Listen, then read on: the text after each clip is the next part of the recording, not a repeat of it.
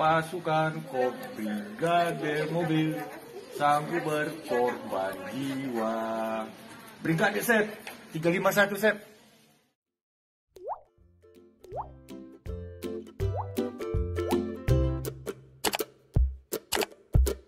Sebuah video memperlihatkan seorang pria yang diduga polisi yang dinyatakan hilang pasca tsunami 2004 silam di Aceh viral di media sosial.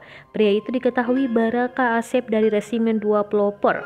Asep merupakan pasukan bantuan keamanan operasional atau BKO Brimob, Resimen 2 Kedung Halang Bogor ke Polda Aceh.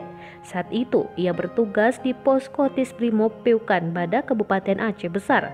Pada saat terjadi musibah tsunami mengguncang Aceh tahun 2004, Asep sedang melaksanakan tugas di posko pengamanan. Kini Asep ditemukan sebagai salah satu pasien rumah sakit jiwa Zainal Abidin. Dalam video yang berdurasi 12 detik, tampak terlihat seorang pria berbaju putih yang mengaku seangkatan dengan Asep begitu bergembira. Alhamdulillah, Asep letting kita telah ditemukan, kata pria dalam video tersebut.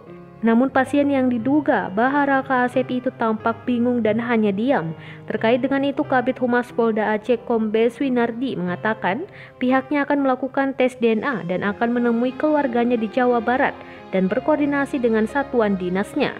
Kata Winardi, informasi mengenai adanya pasien rumah sakit jiwa yang diduga personel Polri berawal dari kabar yang beredar melalui pesan grup WhatsApp. Mengetahui hal itu, lanjutnya pihaknya kemudian langsung melakukan cross-check ke rumah sakit jiwa tersebut. Masih dikatakan Winardi, informasi yang didapat dari pihak rumah sakit jiwa tersebut mengatakan bahwa pasien yang diduga Baraka Asep mulai dirawat di rumah sakit itu sejak tahun 2009.